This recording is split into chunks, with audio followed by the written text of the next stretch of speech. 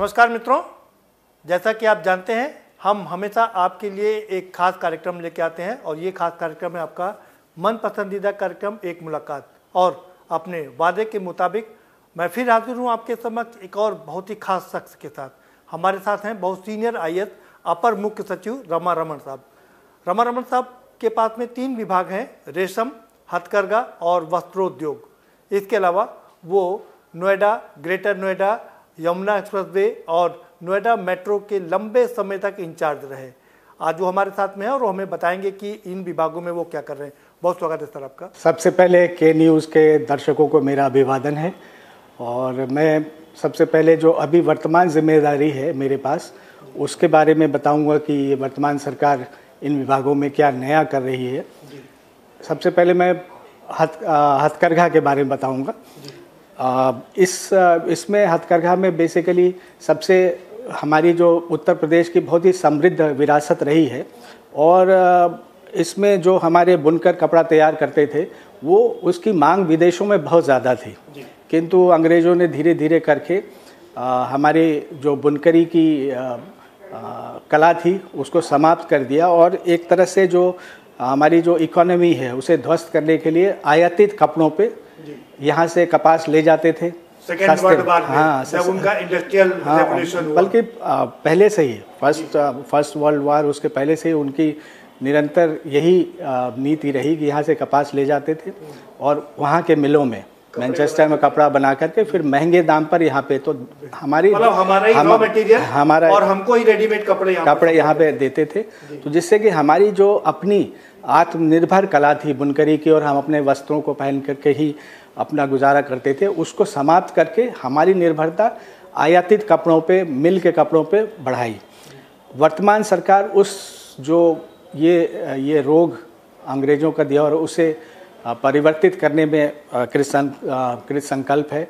हमारे माननीय प्रधानमंत्री जी ने आत्मनिर्भर भारत की परिकल्पना की है। उसी के अंतर्गत फिर से हमारे मुख्यमंत्री जी ने जोर दिया है कि बुनकरी के ऊपर विशेष जोर दिया जाए और इसको ध्यान में रखते हुए भारत सरकार ने उत्तर प्रदेश में क्लस्टर योजना लागू की है। क्लस्टर योजना के अंतर्गत 400-500 बुनकरों का एक क्लस्टर, जहाँ ज़्यादा बुनकर बना करके उनके युवाओं को, क्योंकि अब रुचि कम हो रही है युवाओं की बुनकरी में, तो उनको फिर से अपनी कला में, अपनी जड़ में जोड़ने के लिए उनकी ट्रेनिंग का उसमें प्राविधान है उनको। सर लेकिन 7 दशक हो गए, बुनकरों की हालत दिन पर दिन खराब होती गई। इसको आज भी व्यवस्था उतनी अच्छी नहीं है, तो उसको बढ़ाने के लिए क्या कर रहे हैं? बिल्कुल ठीक बात है, सरकार ने इस तरफ ध्यान दिया, इसी जो आप बात कह रहे हैं उसी पे ध्यान दिया है। और अभी हमारे माननीय प्रधानमंत्री जी ने जो मैंने बताया कि जो आत्मनिर्भर भारत बनना है, आत्मनिर्भर भारत तभी बनेगा जब हमारी हस्तकलाएँ, जो हमारे बुनकर हैं, हस्तशिल्पी हैं, वो फिर से ग्राम में रह करके उनके ऐसे प्रोडक्ट्स हों जिनकी मांग विदेशों में भी बढ़े, हमारे देश गर्व के साथ उनका उपयोग करें और विदेशी जो आयातित वस्तुएं हैं उनका बहिष्कार करें। अपने लोकल फॉर वोकल, बिल्कुल ठीक बात है। उसी को ध्यान में रखते हुए बुनकरों की स्थिति के सुधार के लिए भारत सरकार ने, उत्तर प्रदेश सरकार ने नई योजनाएं लागू की, जिसमें हमने पहली योजना क्लस्टर योजना बनाई थी, जिसमें ट्रेनिंग है, कॉमन फैसिलिटी सेंटर है, वर्क शेड है, उनको नए लूम देने की योजना है और उनके प्रोडक्ट्स के डेवलपमेंट के लिए हम उनको नए डिज़ाइनर उपलब्ध कराते हैं। तो इस दिशा में एक तो ये सरकार की योजना है, इसके अलावा बुनकरों के लिए हम बीमा योजना, भारत सरकार की बीमा योजना, हम बीमा योजना पर बात करेंगे, लेकिन हम हैंडलूम की बात करें। हैंडलूम का मतलब है कि हाथ से बना हुआ वस्त्र, लेकिन धीरे धीरे वो रिप्लेस हो रहा पावरलूम की तरफ। बिल्कुल ठीक बात है। तो उसकी वजह क्या है कि हैंडलूम, बिल्कुल सही आपने कहा कि अब हैंडलूम सेक्टर में कारीगर कम हो रहे हैं, तो उसकी वजह यह है कि वो उनका मेहनत बहुत लगता है, उनकी कला को जो उचित मूल्य मिलना चाहिए नहीं मिलता है। 6-6 महीने में एक वस्त्र तैयार होता है और वो दाम, जब 6 महीने आदमी पूरी मेहनत लगाए, उसका परिवार पूरा जोड़ के तैयार करता है, जैसे बनारस की सिल्क की साड़ियाँ हैं, तो उसका दाम भी उसी तरह से 40,000, 50,000, 1 लाख रुपए मिलना चाहिए, वो नहीं मिल पाता है। उसकी वजह है कि ब्रांडिंग नहीं हो पाती और सही खरीदार के पास उसके मेहनत को बताते हुए कोई ऐसी एजेंसी नहीं है जो बताए लोगों को कि इसमें इतनी मेहनत लगी है, ऐसे कुशल कारीगरों ने बनाया है जिससे उसको मिले। इसको ध्यान में रखते हुए हमारे हथकरघा वस्त्र निगम है उत्तर प्रदेश हथकरघा निगम है और यूपिका है, 2 एजेंसी है जो कि अभी रुग्ण पड़ी हुई थी। इस सरकार ने उधर ध्यान दिया है और ये संकल्प लिया है कि इनको हम पुनर्वासन करेंगे, इन दोनों एजेंसीज़ को। ये एजेंसीज अब ऐसे बुनकरों की तलाश करके जो कुशल उत्कृष्ट कारीगर हैं, जिन्हें प्रदेश और देश का पुरस्कार मिला हुआ है, प्लस क्लस्टर योजना के जो बुनकर हैं, इन सबको जोड़ करके इनके उत्पाद की बिक्री के लिए डिजिटल प्लेटफॉर्म तैयार करके इन बुनकरों को पैकेजिंग की, फोटोग्राफी की, हम इस पर डिजिटल पर बात करेंगे सर। उससे पहले बात कर लेते हैं, जब हम लोग हैंडलूम से पावरलूम की तरफ बढ़े तो एक नई समस्या सामने आ खड़ी हुई। पावरलूम में अब बिजली की समस्या खड़ी हो गई। तमाम बुनकरों ने आंदोलन किया और उसके लिए विपक्षी पार्टियों ने भी जंग कर हंगामा काटा। नहीं, हमारे मुख्यमंत्री जी ने, हमारे संवेदनशील मुख्यमंत्री हैं और उन्होंने तुरंत, जब भी ये बात आई बुनकरों की तरफ से, उन्होंने तुरंत हमारे मंत्री जी सिद्धार्थनाथ सिंह जी को उन्होंने इंस्ट्रक्ट किया कि उनके साथ बातचीत की जाए। हमारे मंत्री जी ने कई दौर की उनके साथ बातचीत की और बातचीत करने के बाद एक सर्वमान्य योजना तैयार की है जिससे बुनकरों की समस्या का समाधान होगा। जल्दी ही वो कैबिनेट के सामने आएगी और हम समझते हैं कि बुनकरों की जो पावरलूम विद्युत सब्सिडी की योजना है वो बुनकरों को विद्युत की बात कर रहा था कि उसको लेकर के आंदोलन हुए काफ़ी, क्योंकि उसकी वजह से कई इकाइयाँ बंद हो गई। क्या इसको लेकर के कुछ नया कर रहे हैं? हाँ, वही मैंने बताया कि माननीय हमारे मंत्री जी श्री सिद्धार्थनाथ सिंह जी ने उनके साथ कई दौर की वार्ता करके उनकी भावना को समझते हुए उनकी भावना के अनुरूप एक योजना तैयार की है जो कि कैबिनेट में अभी जल्दी ही कैबिनेट के समक्ष प्रस्तुत होगी। और मैं समझता हूँ कि उसकी स्वीकृति के उपरांत किसानों की जो बुनकरों की जो समस्या थी विद्युत सब्सिडी वाली, वो उसका समाधान निकल आएगा। बुनकर अक्सर बहुत ही गरीब रहते हैं, आपने भी बताया रुग्ण इकाइयाँ रहती हैं, तो उनका परिवार कैसे चले, उनके बच्चे कैसे पढ़ें, उनका जीवन कैसे सुरक्षित रहे, इसके लिए आप क्या कर रहे हैं? वो सरकार ने बुनकरों के बच्चों की बुनकरी की पढ़ाई कर सके उसके लिए छात्रवृत्ति की योजना, छात्रवृत्ति की नई योजना सरकार की है जिसमें हम बच्चों को पढ़ाई के लिए उनको छात्रवृत्ति देते हैं। इसके अलावा बुनकरों के वस्त्रों की बिक्री के लिए हम देश के जो बड़े शहर हैं, अच्छे शहर हैं जहाँ उनकी बिक्री हो सकती है, वहाँ पे हम प्रदर्शनियाँ भी लगाते हैं। और अब जैसा हम पीछे बता रहे थे कि एक हम जैसे बड़ी कंपनियाँ हैं, अमेजन है, फ्लिपकार्ट है, इनके साथ हम जो हमारा वस्त्र निगम है और यूपिका है उनके साथ समझौता करके हम ऐसे उत्कृष्ट वस्त्रों के लिए इन प्लेटफॉर्म पे एक हम स्थान तैयार करेंगे जिसमें बुनकरों के जो वस्त्र की, मतलब अब हमारा हैंडलूम और जो पावरलूम है वो नेशनल की जगह इंटरनेशनल उसकी ब्रांडिंग करेंगे, उसकी जो डिमांड प्रोक्योर करेंगे इंटरनेशनल मार्केट से और बुनकरों को उसको हम ऑर्डर देंगे। बुनकरों को प्रशिक्षित करेंगे पैकेजिंग में, फोटोग्राफी में, उनकी जो सामग्री है उसकी हम बिक्री के लिए हम एक डिजिटल प्लेटफॉर्म, बड़ा प्लेटफॉर्म, इंटरनेशनल प्लेटफॉर्म उपलब्ध कराएंगे। अब आप डिजिटल प्लेटफॉर्म उपलब्ध करा है, डिजिटल वो आप अमेजन और फ्लिपकार्ट जैसी इंटरनेशनल कंपनी के पास जा रहे हैं, तो हमारी जो ये रिटेल शोरूम थे, जो जहाँ पर रिटेल सेलर थे, उनका फिर क्या होगा? जो हमारे रिटेल शोरूम हैं अब उस तरह से ट्रेडिशनल वस्त्रों की बिक्री नहीं करेंगे, लेकिन वो हमारे विकेंद्रित केंद्र रहेंगे जहाँ से हम जैसे उनको ऑर्डर देंगे तो वो उन बुनकरों से संपर्क करके उनकी पैकेजिंग उनसे प्रोक्योर करेंगे, पैकेजिंग करेंगे, वहाँ से पैकेजिंग करके ग्राहकों के पास भेजने का काम करेंगे। ये उनका नया दायित्व निकल के आए। ये जो रुग्ण हमारी जो खराब आर्थिक स्थिति है हमारे इन सब की, इनको रिवाइव करने के लिए इनके पुनर्वासन के लिए भी सरकार ने ध्यान दिया है और माननीय मुख्यमंत्री जी ने निर्देश दिया है कि इनके जो निष्प्रयोज संपत्तियां हैं उनको बेच करके इनके ऊपर जो देनदारी है, घाटे के कारण कुछ देनदारियां उत्पन्न हो गई हैं, जैसे पुराने हमारे कर्मचारी रिटायर हो गए उनकी देनदारियां हैं, कुछ बैंकों की देनदारियां हैं, कुछ वैधानिक संस्थाओं की देनदारियां हैं जैसे EPFO है, या उत्तर प्रदेश सरकार ने भी इनको लोन दिया हुआ है। तो इनका भुगतान करके हम एक कॉर्पस फंड तैयार करेंगे 19 प्रयोज्य संपत्तियों के निस्तारण के उपरांत, और उस कॉर्पस फंड से जो हमारा वर्किंग कैपिटल, नया वर्किंग कैपिटल होगा, उसमें जो अभी नए सिरे से अब हमारे जो प्रदेश के बुनकर हैं उनकी जो समृद्ध विरासत है उसकी ब्रांडिंग करेंगे और उनके वस्त्रों की बिक्री में योगदान करेंगे। हम फिर से बात करें बिजली को लेकर के, किसानों, ये बुनकरों में बहुत ही नाराज़गी रही है, क्योंकि उनके रेट का पहले फ्लैट रेट में उनको बिजली मिलती थी, अब काफ़ी बढ़ा दिया गया है। तो ये क्या इसमें इनकी समस्या का समाधान होगा? इनकी समस्या के समाधान के लिए हमने पीछे जैसे आपको अवगत कराया कि उनके साथ कई दौर की वार्ता हुई है और उनकी भावना को समझते हुए फ्लैट रेट पे ही उनको बिजली हम देंगे, लेकिन 2006 में जो दर था उससे कुछ दर बढ़ा करके उनसे लेंगे, जिससे कि सब्सिडी का गैप भी कम होगा। हमारे ऊपर जो विभाग के ऊपर बिजली विभाग की इतनी देनदारी बन जाती थी वो उतनी नहीं बनेगी। 5,000 करोड़ की देनदारी है। हाँ, बाकी है 5,000 करोड़ की देनदारी बाकी है। उसके लिए भी अलग से सरकार के लेवल पे एक अलग से कमेटी बना करके उसके निस्तारण के लिए वार्ता होगी। किंतु अभी बुनकरों के जो शंका, बुनकरों की जो परेशानी थी वो हल होने जा रही है। अच्छा, कब तक खुशखबरी मिल जाएगी सर? हमें उम्मीद है कि कैबिनेट में सर्कुलेशन में है अभी उसका प्रस्ताव, जैसे ही सर्कुलेशन से विभाग के अभिमत आ जाएंगे कैबिनेट के समक्ष प्रस्तुत हो जाएगा और हमें पूरी उम्मीद है कि कितनी राहत मिलेगी सर बुनकरों को? बुनकरों से वार्ता करके ही प्रस्ताव तैयार किया गया, इसलिए बुनकरों के किसी तरह की दिक्कत आएगी नहीं।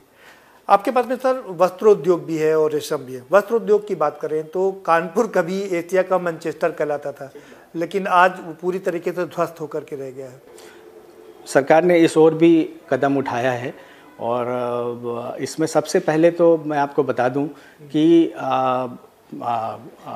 यमुना एक्सप्रेसवे अथॉरिटी के अंदर एक नोएडा अपैरल पार्क बनने जा रहा है, जिसमें ऑलरेडी करीब 70 इकाइयों ने अपने लैंड वहाँ से यमुना अथॉरिटी से ले लिया है और लगभग 155 इकाइयाँ इसमें लगनी हैं इस अपैरल पार्क में। और मुख्यतः ये सारी इकाइयाँ जो होंगी वो एक्सपोर्ट ओरिएंटेड होंगी, यूरोप के हिसाब से और खाड़ी देशों के हिसाब से, अमेरिका के हिसाब से, जैसे वस्त्र की ज़रूरत होती है, ठंडी के वस्त्र के, गर्म कपड़ों के, इसके अलावा इनको वहाँ तैयार करेगी। और इसमें सबसे मुख्य बात क्या है, इसमें 5 लाख लोगों को प्रत्यक्ष अप्रत्यक्ष तौर पे रोज़गार मिलेगा और इसमें महिलाओं की भागीदारी सबसे ज़्यादा रहेगी। इसमें ऐसी महिलाएं होंगी जो 8th पास हों या 10 पास हों और ग्रामीण उसमें रहती हैं, उनको आने के फैक्ट्री प्रेमिसेस में आने की ज़रूरत नहीं है। इस पार्क के 50 किलोमीटर के रेडियस में जो भी गांव हैं उनकी ऐसी महिलाओं के जिनके पास समय है उनको ट्रेनिंग दी जाएगी, वहीं ट्रेनिंग सेंटर इस्टेब्लिश किया जाएगा, उनको सिलाई का प्रशिक्षण दे करके फिर इन जो इकाइयाँ लगेंगी ये उनको ऑर्डर देंगी और अपने वस्त्र उनके अपने सेंटर पे ही, कुछ को अपने यहाँ भी बुलाएंगी फैक्ट्री प्रेमिस में, कुछ को उनके ही गांव में ही उनको प्रोडक्शन सेंटर वहाँ तैयार करके उनसे वस्त्र तैयार कराएगी। इससे इस 50 किलोमीटर रेडियस के गांव के आर्थिक सामाजिक स्तर में एक अमूलचूल परिवर्तन होगा, सुधार होगा। ये अच्छी बात है कि आप अप्रैल पार्क बना रहे हैं। हम ये चर्चा जारी रखेंगे, लेकिन वक्त एक छोटे से ब्रेक का हो चला है। एक छोटा सा ब्रेक लेंगे और हम हमेशा की तरह आपसे फिर से रिक्वेस्ट करेंगे कि आप अपना टीवी स्क्रीन छोड़ करके कहीं ना जाइए, क्योंकि हम आगे जो बात करेंगे रेशम का उत्पादन हमारे यहाँ 3000 टन की डिमांड है, लेकिन हम 300 कर पा रहे हैं, वो कैसे बढ़ेगा। और साथ ही साथ में जो नोएडा, ग्रेटर नोएडा में आपका जो कैरियर रहा है उस पर भी थोड़ा प्रकाश डालेंगे, लेकिन ब्रेक के बाद।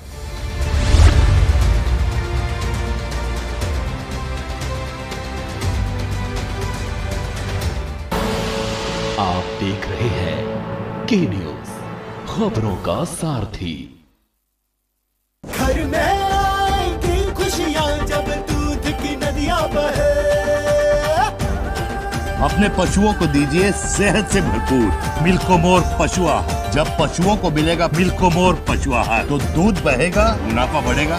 मिल्कोमोर पशु आहार। फिट रहना है तो फिटनेस हेल्थ ऑयल ले आओ। You are correct. हाँ, करेक्ट होता है बाबूजी। सही बोले हैं, तो ले आइए फिटनेस हेल्थ ऑयल। आप देख रहे हैं के न्यूज, खबरों का सारथी।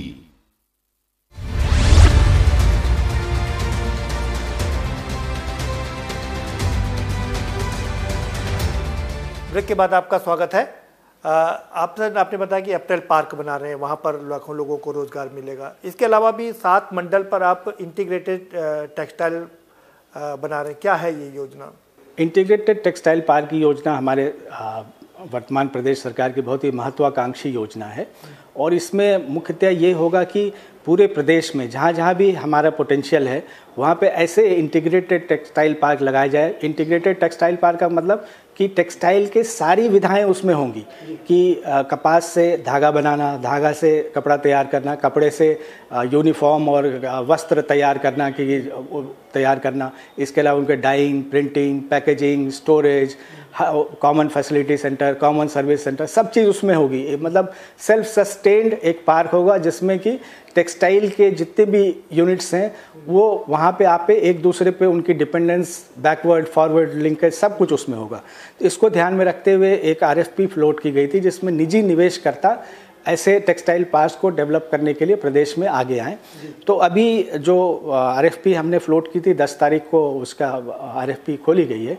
तो अभी 7 स्थानों के लिए ऐसे प्रपोजल्स आए हैं जिनका परीक्षण चल रहा है। तो अभी ये 7 स्थान है, मेरठ है, आगरा है, झांसी है, लखनऊ है, कानपुर, वाराणसी और गोरखपुर। इन स्थानों के लिए प्रपोजल्स आए हैं और ये अगर ये लग जाएंगे तो पूरे प्रदेश में एक रोजगार मुहैया कराने का बहुत बड़ा एक सरकार की उपलब्धि होगी कि लगभग 10 लाख लोगों को, सरकार तो यूँ भी मिशन रोजगार पर काम कर रही है, 10 लाख लोगों को प्रत्यक्ष अप्रत्यक्ष रूप से रोजगार मुहैया होगा अगर ये सभी टेक्सटाइल पार्क लग जाते हैं, इंटीग्रेटेड टेक्सटाइल पार्क। इसके अलावा एक और चीज़ मैं आपको बताना भूल गया कि भारत सरकार की समर्थ योजना के अंतर्गत हम 20,000 युवाओं को जो कि इसमें बुनकरी उससे जुड़े हुए उनको हम ट्रेन करने जा रहे हैं कि उसकी योजना शुरू हो गई है। लॉकडाउन के कारण नहीं हो पाया था, अप्रैल से शुरू होना था, अब शुरू हो रहा है, जिसमें हम वैसे प्रदेश में 1 लाख को ट्रेन करेंगे लेकिन हमारी यूपी का संस्था 20,000 लोगों को ट्रेन करने जा रही है। इसके अलावा खादी ग्राम उद्योग विभाग से लगभग 50,000 युवा ट्रेन होंगे। फिर कानपुर का एक इंटरप्रेन्योर डेवलपमेंट संस्था वो भी लगभग 40,000 लोगों को ट्रेन, तो लगभग 1 लाख लोगों को, युवाओं को हम बुनकरी के उसमें प्रशिक्षित करने जा रहे हैं। सर ये बताइए, कानपुर जैसे मैंने पहले भी अर्ज किया आपसे कि मैनचेस्टर था एशिया का, तो उसके रिवाइवल के लिए, उसके डेवलपमेंट के लिए कोई योजना है क्या आपके पास? एज सच कानपुर के रिवाइवल के लिए नहीं, लेकिन हम पूरा प्रदेश लेके चल रहे हैं। पूरे प्रदेश में उनके पोटेंशियल के हिसाब से हम पूरे प्रदेश को कानपुर की तरह, जो पुराना कानपुर था वस्त्र के क्षेत्र में, पूरे प्रदेश को हम आगे ले जाएंगे। इसके अलावा और कौन कौन सी योजनाएं हैं आपके पास में इस वस्त्रोद्योग में जो आप करने जा रहे हैं? वस्त्र उद्योग में सबसे, जैसा हमने बताया कि महत्वाकांक्षी योजना हमारी इंटीग्रेटेड टेक्सटाइल पार्क की है। इसके अलावा टेक्सटाइल पॉलिसी है 2017 की टेक्सटाइल पॉलिसी है, जिसमें जो कि बहुत ही जो सब्सिडी हम निजी क्षेत्र के यूनिट लगाने वालों को दे रहे हैं, शायद देश के अन्य उसके बराबर अन्य प्रदेशों में वैसी सब्सिडियां नहीं हैं। उससे आकर्षित होकर करीब 100 के लगभग इकाइयाँ अलग अलग ज़िलों में इकाइयाँ लगा रही हैं और यही अगर क्रम जारी रहा तो हम समझते हैं कि प्रदेश टेक्सटाइल के क्षेत्र में एक अग्रणी प्रदेश के रूप में स्थापित होगा। आप इतने बड़े बड़े पार्क लगा रहे हैं और कर रहे हैं, तो इसके लिए बहुत ज़मीनों की ज़रूरत होती है। तो किसानों से जब आप ज़मीन लेते हैं तो किसान अक्सर अपनी ज़मीन से बहुत प्यार करता है।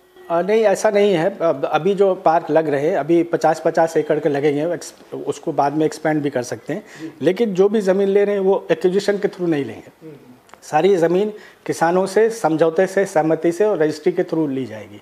तो उसमें कहीं से भी किसानों के असंतोष का प्रश्न उत्पन्न नहीं होगा और जहाँ भी ये इकाइयाँ लगेगी वो किसान के बच्चे ही इसमें रोज़गार पाएंगे, जिसमें जब उनको रोज़गार मिलेगा, उनके घर की स्त्रियों को, उनके बच्चियों को, उनके बच्चों को, तो मेरा ख्याल है किसी तरह का असंतोष नहीं बल्कि स्वागत करेंगे।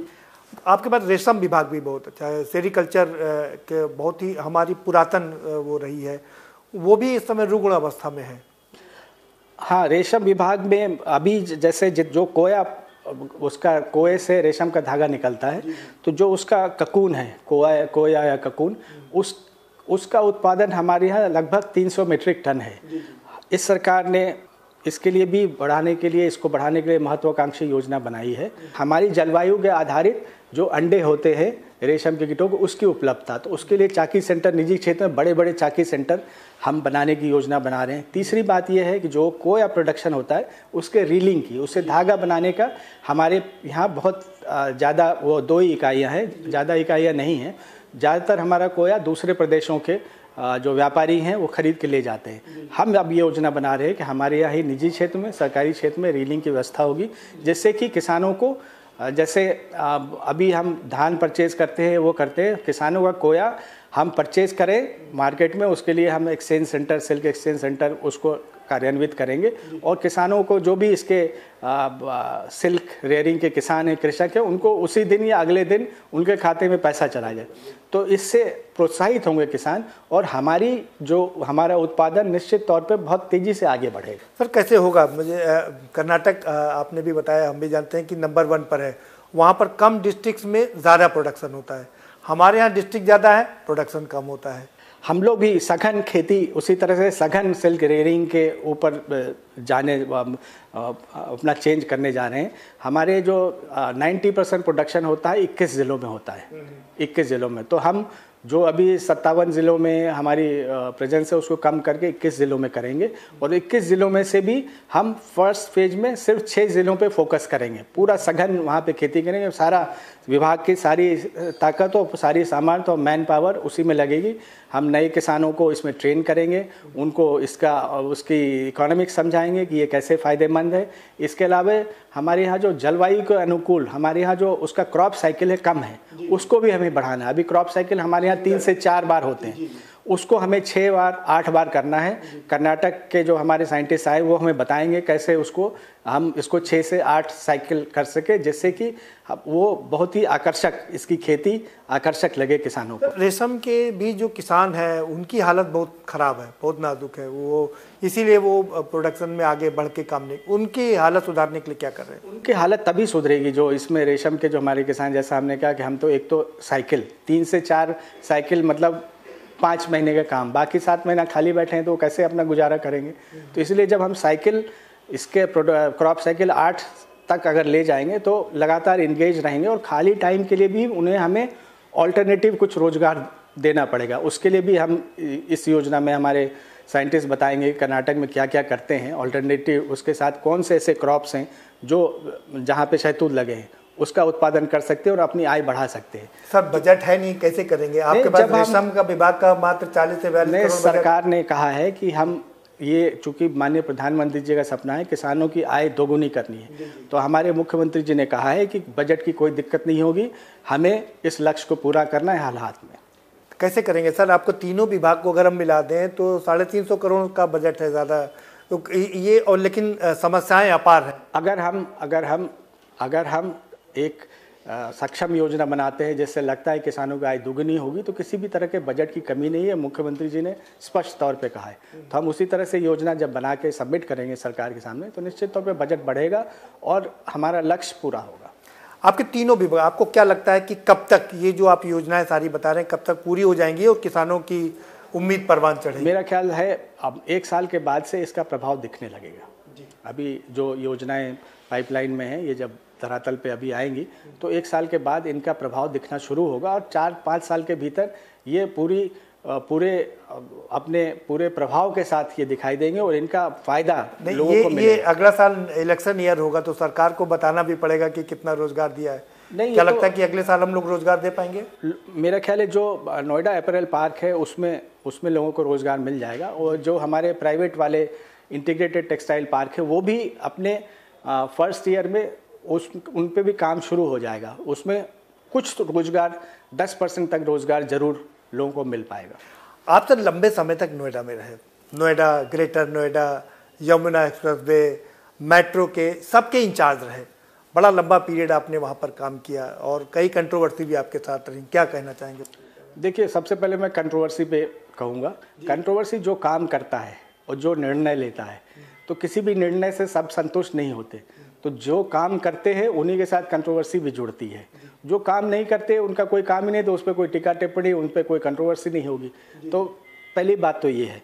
और जहाँ तक लंबे कार्यकाल का है उसकी वजह मैं बता दूं कि उसकी वजह ये रही है कि जब मैं भारत सरकार से लौट के आया था तो मेरी पोस्टिंग ग्रेटर नोएडा अथॉरिटी में हुई थी और उस समय ग्रेटर नोएडा अथॉरिटी बिल्कुल जैसे कढ़ाई का खौलता हुआ तेल होता है वैसा था। वहाँ 60 गांव के किसान आंदोलनरत थे काफ़ी टाइम से और कोई भी काम उस क्षेत्र में प्राधिकरण को नहीं करने दे रहे थे। अक्सर प्राधिकरण के कार्यालय पे ताला लगा देते थे और वहाँ पे उनके आंदोलन को समाप्त करने में बड़ी दिक्कत आ रही थी, क्योंकि लंबे समय से तो मैं गया वहाँ पे और वहाँ पे किसानों से चूँकि आंदोलनरत थे तो कहीं पे वो वार्ता के टेबल पे आने को तैयार नहीं थे। तो फिर मैंने उनके गांव में जाना शुरू किया और उनके गांव में जाने के बाद वहाँ पे पहले तो गालियाँ मिलती थी शुरू में, क्योंकि उनको गुस्सा था अधिकारियों से, उनकी ज़मीन एक्वायर की गई थी।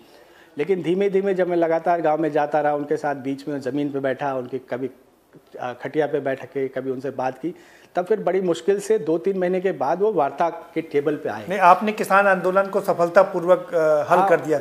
उनकी समस्या समाधान की उनका दिल जीता और उनके पक्ष में निर्णय लिए, उनके बच्चों, उनकी जो आशंकाएं थी उनको दूर की, उनके बच्चों के भविष्य को सुरक्षित करने के लिए कदम उठाए। नहीं, लेकिन बड़ी बात है कि आप पर ये भी आरोप लगाए गए कि आपने कुछ रियल इस्टेट को ज़्यादा ही फायदा पहुंचा दिया। नहीं, ऐसा नहीं है। उस समय ऐसा कोई सेक्टर नहीं था जो उस समय जिस सेक्टर को फ़ायदा नहीं मिला हो। किसानों को फ़ायदा मिला, इंडस्ट्रीज़ उस समय इतनी आई कि अभी जो सैमसंग के लिए कहते हैं वो उस समय भी ज़मीन सैमसंग को सबसे पहले हमारे द्वारा ही दी गई और बड़ी मुश्किल से ज़मीन लेकर के, ज़मीन सुरक्षित करके, बाउंड्री बना के उनको उस तरह से दी गई कि वो अपना काम कर सके।